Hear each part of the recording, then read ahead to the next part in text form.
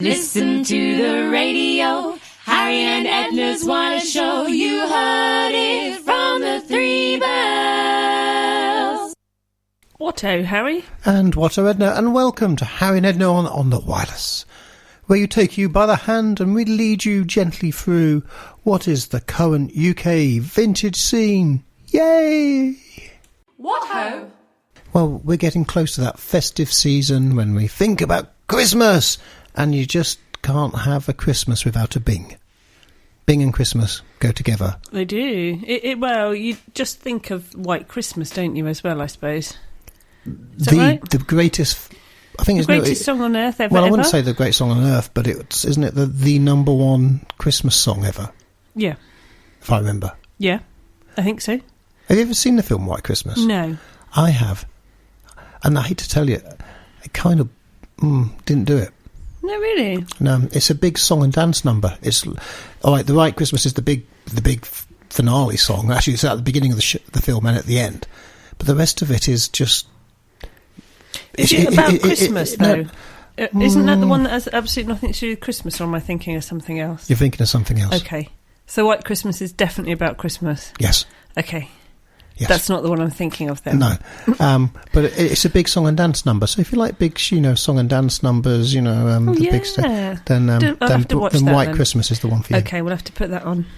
But we are thinking of Christmas, and we are thinking Christmas because we're thinking of the TV Christmas specials. Indeed. Weren't they great? If you were a child from the 1970s and 80s, there used to be... Christmas was a really big thing on the TV, because in those days we only had 3 or 4 channels, depending on how old you are. And, the Christmas schedule was a massive thing. And, well, I mean, there are Christmas specials. Del and Rodney are bound to be on the TV again, aren't they? Well, do you know what I saw in the shops today? And I nearly bought one, but we were hurrying to leave. A carrot? No, a giant carrot? It is representing a certain supermarket? It's the Radio Times Christmas special, and that's how you plan your Christmas TV. I saw you eyeing it, Did you? And I thought, no. Yes, no. Tradition. We've got something like 128 billion TV stations. Yeah, and how do you know what's on if you haven't got your Radio Times to plan your Half Christmas out? Those TV stations, the reason we got so many is that the children made me, about a couple of years ago, buy an internet TV. Well, we wanted to get up with the times, and so now, because it's internet based, because I'm too mean to pay for subscription. I've never gone through all those channels. I'm too mean to pay a subscription fee, other than my BBC licence, which I have to pay. There's oodles of them, and there's no way that many are in the magazine that is less than... No, but it's the core channels, and they've got all those Christmas TV greats on there that you just bring back childhood memories. It may have done, but it's kind of taken us off on a tangent, because the reason we were... Did I mention Dad's Army in the TV special? No, I didn't, did I? That's why I led on to your Christmas TV planning with my Radio Times. We're thinking Dad's Army. Yeah. Because they always did Christmas specials. Dad's Army is we'll tell you for our overseas listeners, is a British iconic TV show from the 60s and 70s. I think it ended in 76, 77. And they're still showing reruns even at prime time today, and it's still getting in dramatically high ratings. It was set during the war. Yes, it's set in the war. It's called Dad's Army because it was all about soldiers about my age. And when I say soldiers, what it was, if you were a chap that was in a reserved occupation, or you were too old to be called up, you could join a defence force that became known as the Home Guard, or it was local defence volunteers earlier, and you were basically the last ditch defence of your local area should the invasion come, which of course in 1940 we thought was going to happen at any time. And they were nicknamed Dad's Army because they were all old, like dads and granddads, granddads and granddads, yes, and they'd all ex-soldiers from the First World War and maybe the Boer War and that kind of thing. And anyway, this was the TV, and they made a comedy about it, and it was a really good situation comedy, absolutely a classic in this country. But we're going to see it in the flesh. It was a classic, wasn't it? Because it was based a lot of it on experience and truths from... So it wasn't a sort of wacky comedy that was unrelatable. A lot of the content was relatable. I guess so. The writers David Croft and Perry had both been in the Home Guard. So it was written from first-hand experience, wasn't it? But then they both then went into the regular force, because it was also, I said it was the older, it's actually also, if you were 16, I think, I can't remember what call-up age. 16 and 18, was it? 16, 18 or 16, 17, I can't remember what call-up age was in the Second World War, but certainly from 16 you could do a year in the Home Guard before you called up to whatever arm, because it was conscription. In the Second World War, you had no choice, you were called up, unless you were in a reserved occupation. Anyway, there's a bit of a history lesson. But we still haven't got through to why we're talking about Dad's Army. Why are we talking about Dad's Army? Well, why don't you play a track and then we'll talk about it? What ho? So, come on, we've been waffling and waffling. What is it we can say about Dad's Army? We are seeing the actors from the original TV series, there's only about 3 of them left now because they were of a certain age back in the 70s, so they unfortunately no longer with us, but there is a stage show, so do tell me more. Well, it's at the Apollo Theatre, which is here in Newport on the Isle of Wight. Just to make that clear, because she refers to Newport, so let's get the right Newport. Yeah, we're not talking Wales. No, that's why I just thought I'd point out it was Isle of Wight, Newport. And it's a beautiful old theatre, and we have some really amazing theatres here on the island, because it's a very... its heyday is Victorian, isn't it, on the island? So we've got lots of beautiful old buildings. It is, but of course it's not. You have an interview. You get to hear. So I chat to Amy, who's one of the directors of Dad's Army, and she tells us all about it. So we shall be hearing. Sorry, I'll put the microphone on. So we shall be hearing all about the Dad's Army play from Amy Burns. Just so you know, write this down in your finest crayon, because it's important. It is running from the 13th to the 21st of December. You can get more information at www.apollo-theatre.org.uk, and it's fitting because it's Christmas, and when it's Christmas it's the TV specials, and that's why we're going to play a little bit of Rudolph, because it's Christmas. What ho? So I'd like to welcome next to the show Amy Burns, who's currently directing a fantastic play at the Apollo Theatre called Dad's Army. So welcome to the show, Amy. Oh, thank you for having me. Before we talk about Dad's Army, because obviously it's a very, very iconic show back in the day, and this will be a very iconic play. Should we talk a little bit about the theatre in which it's in? Because it's got a bit of a history, hasn't it, this theatre, the Apollo? Yes, yeah, it's been a theatre now just coming up to 48 years we've been running. We started in 1972 as an actual performing theatre, and it was converted from a Methodist church, so the history goes back sort of 150 years before the Apollo Theatre players got to it, so it's quite exciting, really. Wow, and so the Methodist, was it an empty derelict building when you took it over? Yeah, there was 2 Methodist churches in Newport in the late 60s, and the Methodists sort of decided they didn't really need 2 places to worship, so they all moved into the church in Key Street and put the church that then was in Powell Street up for sale. So it was on the market back in 68, 69, I believe it was. And the founder member, which is John Hancock, was part of Newport Rep at the time. He decided that he wanted a base for live theatre. Village halls and school halls and stuff were good, but they wanted somewhere where they could do what they wanted when they wanted, not have to go work around everybody else. Yeah. So he went round local businesses, mainly in Newport, but also across the island, and raised the money to bid for the building, and that's what they bought. They put the money together and bought the theatre outright, and then converted it from the chapel into the theatre that we know today, which is really exciting. Wow, so it must have felt like it's got a load of history to it, which kind of feels quite right for some theatres, doesn't it? I guess especially when you're putting on a lot of these older plays. Yeah, and it's lovely because people come into the building and there's, like you say, there's some lovely history in the actual building before you even do anything else, and there's bits of it that we've kept true to the original building itself. Like the balcony is still the same balcony with the same woodwork around the edge. So it looks like a chapel, but then it looks like a theatre as well. So it's all good. so I guess it was sort of designed as you need it to be for a theatre anyway. So some of it must have been workable as it was, as you say, in its original state. So it didn't need too much conversion. No, there wasn't too much needed. The stage was obviously raised to make that higher for audiences to see. Yeah. And they put in tiered seating, which is quite, nice to give the audience a bit more of a sight line for the stage. And then doors, and, there was a nice foyer area which was just converted into a box office rather than an open space. What ho! At the moment you're directing Dad's Army, how do you put on a play like Dad's Army? Is it one of the episodes that you're doing, or is it sort of the telling of the story of Dad, of a sort of story? Yes, it is, yeah. We're actually doing, it's 3 episodes and an extra bit. The actual writers, Perry and Croft, have chosen the 3 plays to be performed because they feel that they're the most sort of iconic plays or TV episodes that they did. Yeah. So we're doing The Deadly Attachment, Mum's Army, and The Godiva Affair, which is 3 of the sort of the more well-known episodes that there were. Yeah.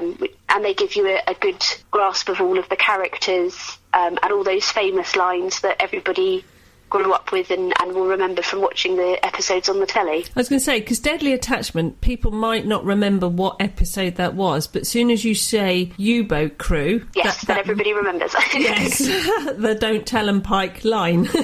Yes. So what's it like to put on such an iconic... Is it because everybody knows it so well that you have an expectation and a bar to live up to, or can you play about with it a little bit? A bit of both, really.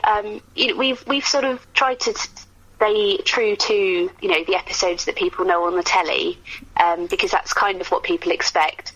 But we've put our own little twists on it, because the actors that we're using aren't the actors from the telly.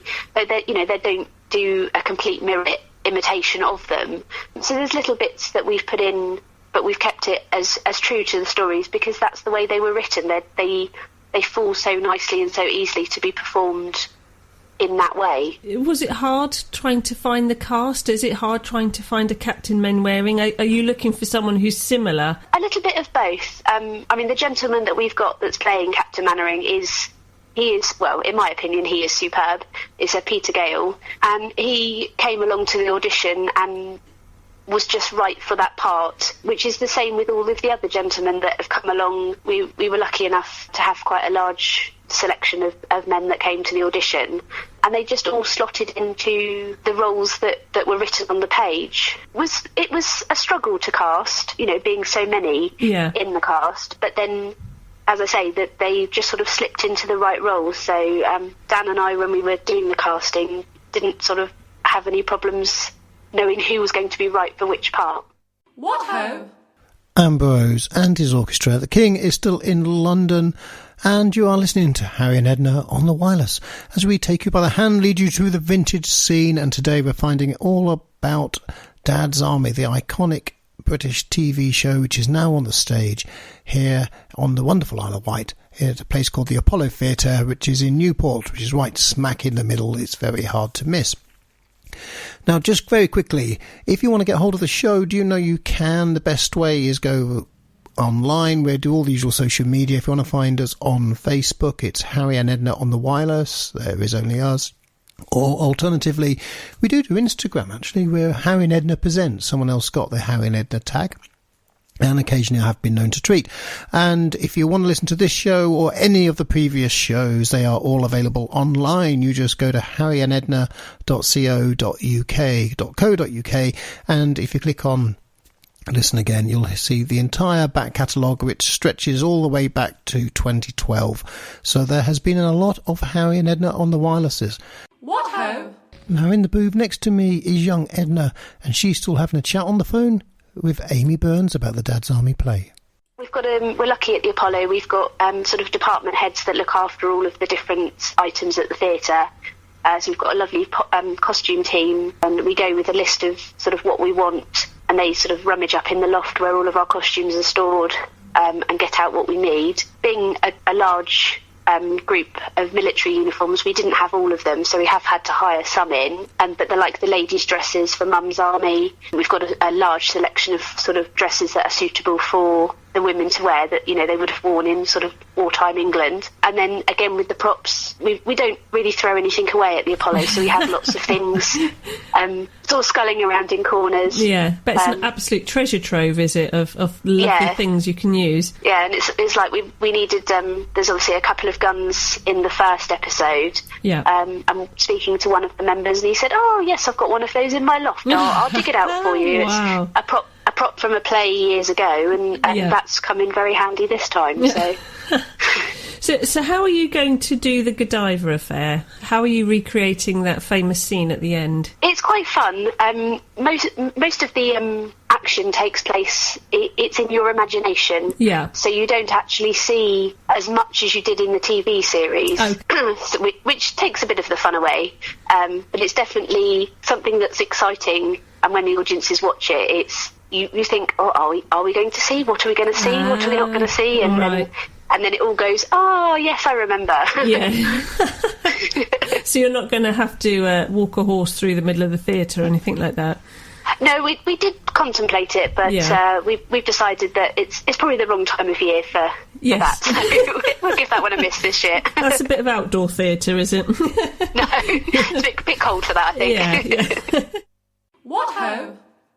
So the shows start at the Apollo at 7:30, and then what we're going to do is we're going to do Deadly Attachment, and then we'll just have a brief comfort break where we reset the stage, and then do Mum's Army, and then we normally have a 20-minute interval where our bar is open and we sell ice creams, and then we'll do Godiva Affair and the Floral Dance, which is just a little extra piece, and we do those in the second half of the play. So it's a bit like watching a 2-act play. There's just 4 plays instead of 2. So. Wow. Well, so you get an absolute serious amount of theatre for your money. Yes, definitely. So as and we think contemplating only doing a couple of them, but they're all so good, and our actors were up for the challenge that we decided let's do all 4. So wow, what an amazing amount of lines to have to learn. Did they cope with it well, or done superbly with the lines? It's we'd sort of said to the beginning, some lines you can, in a play, you can change the lines ever so slightly if they get stuck in your head in a certain way. Yeah. But being Dad's Army and so many people knowing it, we've had to be quite strict on the lines, and because people will know the lines and we don't want them to be disappointed if they don't hear what they're coming in expecting to hear. I think it's a challenge for some of them, but it's a challenge that they all seem to be enjoying. So, oh, brilliant! And so, did all your actors hear of Dad's Army? Did any of them have to do any research into the sort of character? There's a couple of them that hadn't really sort of watched it. Just their ages, they've not really come across it like some of us have.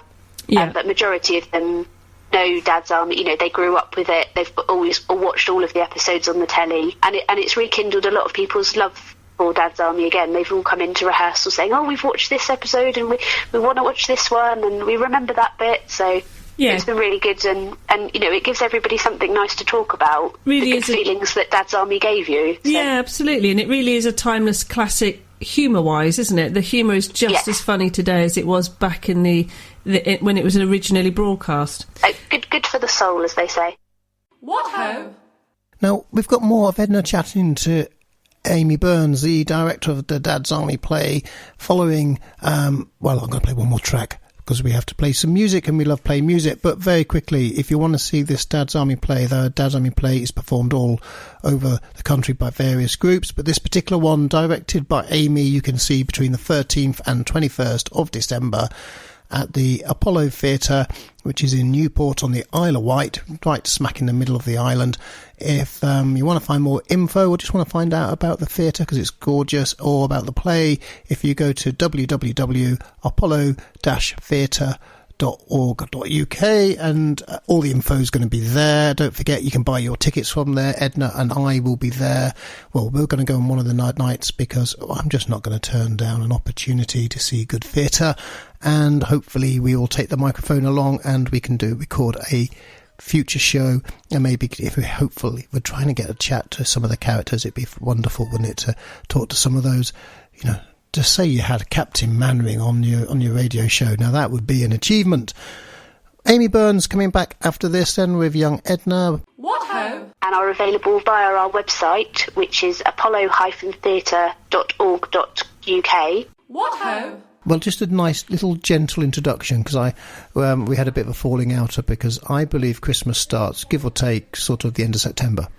Yeah, and once Goodwood is done, it's Christmas. Yeah, and I just had to put my foot down and say, no, Harry, Christmas can start on the 1st of December, though that is still very early, but it's about right. And then you don't kind of run out of steam halfway through December, which you did a little bit, and I think it's because you started too early. No. You can never start Christmas too early. You can. I know there's shops that sell Christmas things all year round, but no, you got to give it, don't burn it out. So is now the right time to get in the Christmas spirit and maybe do not a pantomime, because you do that later, but maybe go and see a nice family show like, Hey, Dad's Army at the Apollo Theatre. That would be great. Should we go and do that? Yep, I think we are going to go. We are, as I was saying, I did say earlier that hopefully we'll be taking our microphone along, and I said not many shows can say they had Captain Mannering on the show. No, it'd be brilliant too. And we have met Captain Mannering before. And maybe we'll get a chat with Captain Mannering, you never know. We did. So, I guess that's it. We shall. Did you say we met Ian Lavender? Well, we haven't, and I didn't say that, but we have met the real Ian Lavender, the real Pike. Yeah, don't tell him your name, Pike. No, I know, but that was brilliant. He was lovely. Yeah.